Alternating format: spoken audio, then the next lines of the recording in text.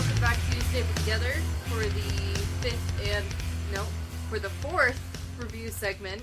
Yes.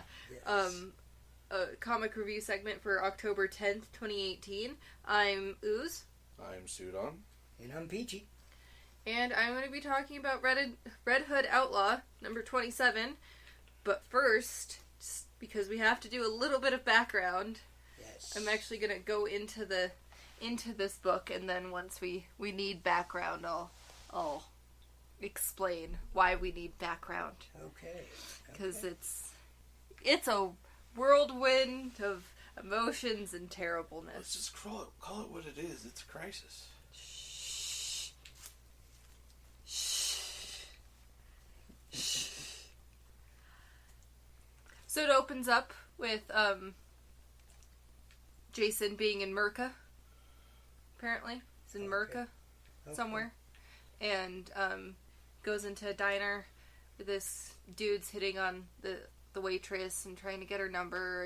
Normal diner things going on, and Jason is trying to figure out what the Underlife is trying to do. If you don't remember the Underlife, there's this underground organization, selling drugs around the world, apparently. It's a whole thing. And, in the annual, Red Hood and the Outlaws annual number 2, Roy Harper was helping, Jason try and figure out who the Underlife was and everything that was going on. So, when they parted ways, Jason continued going at the Underlife himself, and leads him to his diner where people are moving stuff, and he keeps asking questions and people keep on getting angry, so obviously a fight ensues, and he seems to be doing fine until this giant rednecky guy punches him and he falls to the ground, and he's just standing there about to give the final blow to Jason, and in the middle of him talking, he passes out. And you see him fall down, and Jason's like, what's going on? And the next panel, we see Bruce Wayne show up, because it's Bruce Wayne, and why not, right? Oh, man.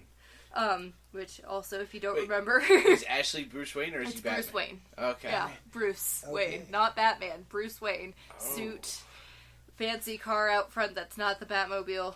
First time interaction with him since he beat the living crap out of him a few issues before. Right. So. Yeah, basically. And Jason's like, if you're here to beat me up again, I just need 1 minute. Bruce is like, no, I have news for you. And we shall go into Heroes in Crisis. Heroes in Crisis. Which is a 9-issue storyline by DC about heroes that are in crisis. That they go to a rehabilitation center. So it's not just a clever name. Weirdly not. No. But there's a bunch of different heroes that apparently are there. So Heroes in Crisis number 1, by, do you know? King?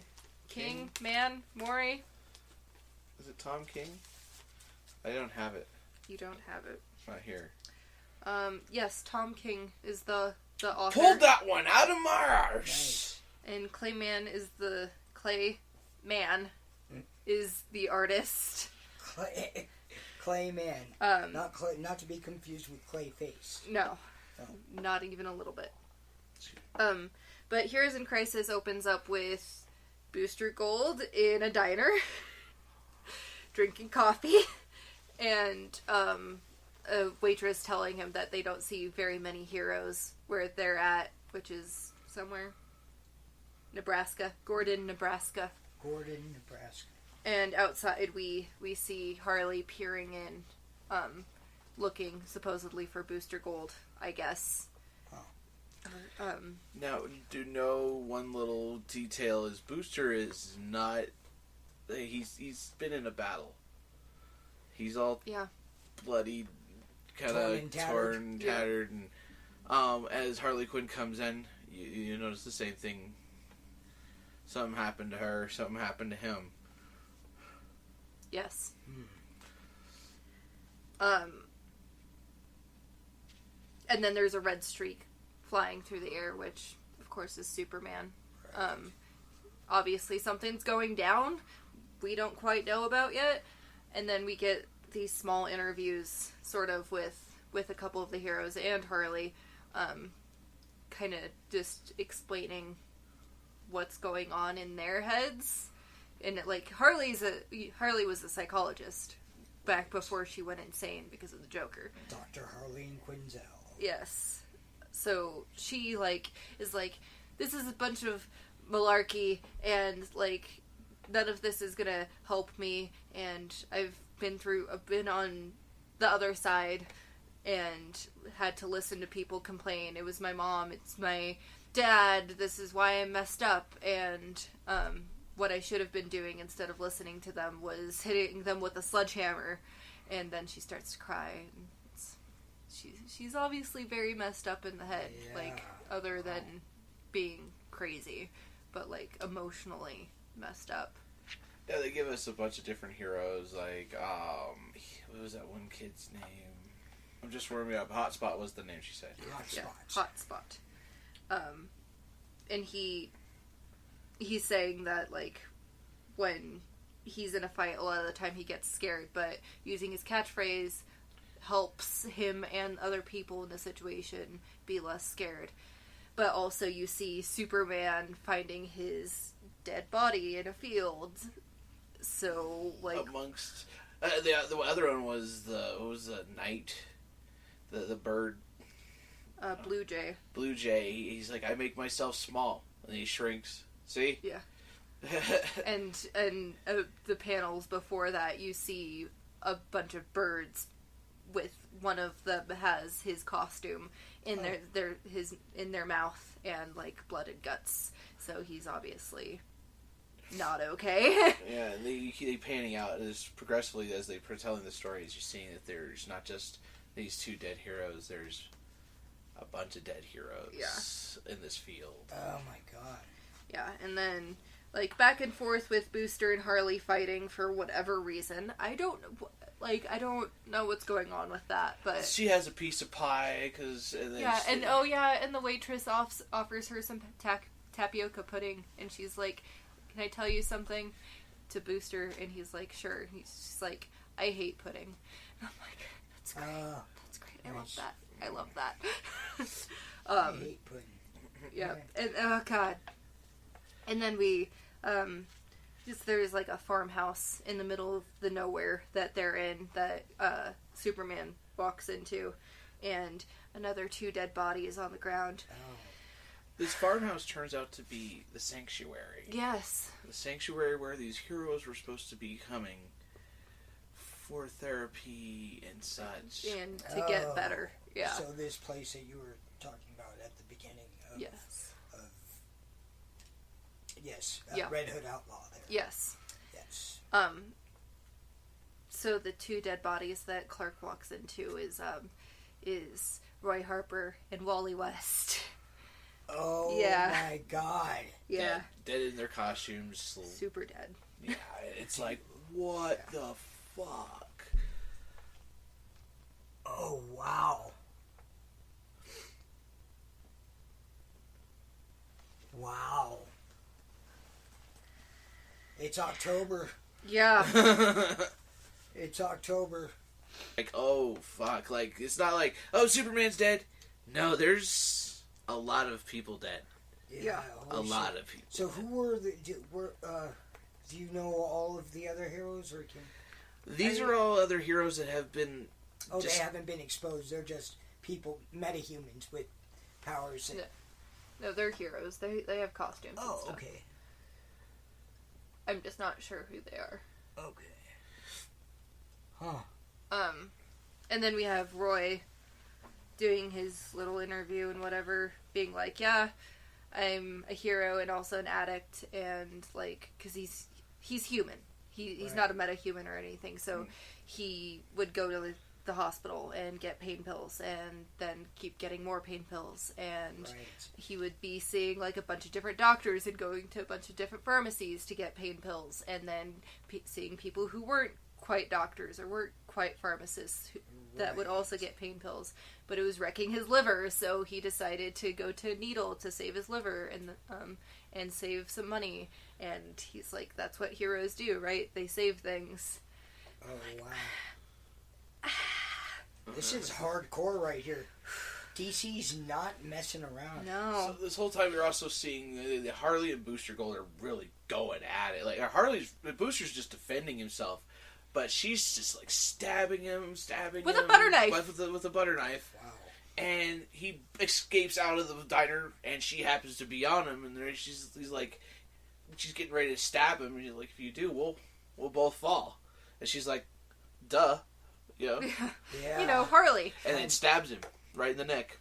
Dang, what? And they go falling down. I mean, like this, they give you a sense of how high they were. You can see the acres of farmland below them. What's that story of the scorpion or whatever that needs to ride across the river, and it hitches a ride on like another animal that didn't trust him in the first place because he said, you'll stake me. He's like, no, come on, just take me across. And he goes to take him across, and he stings him. No, that's Scorpion and the Frog. The Scorpion and the Frog. Yeah, and he stings the frog halfway across, and he's like, why'd you do that? He's like, it's in my nature. So that's kind of what that reminded me of right there. Like, Harley's definitely the Scorpion stinging the frog.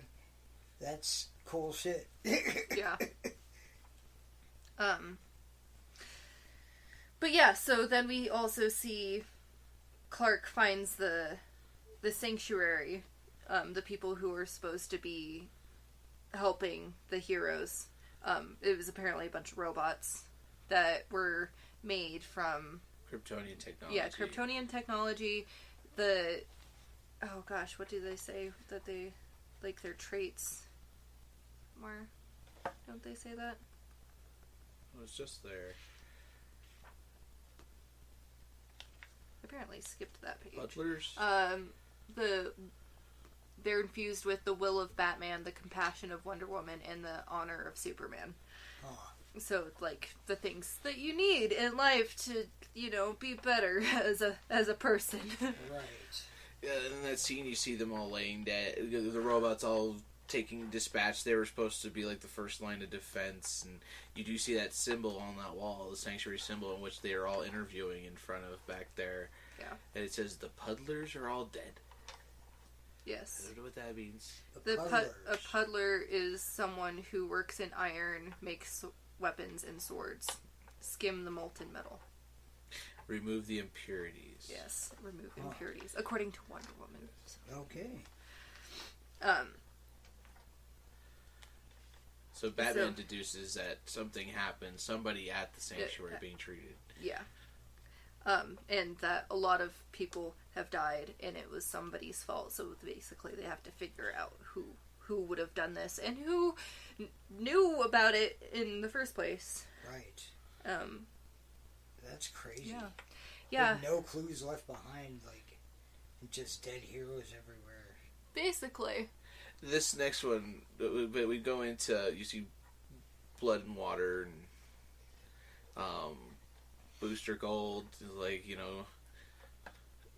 kind of incoherently he's fading out, talking to, why are you doing this to, why are you killing us, why are you hurting us, and to Harley.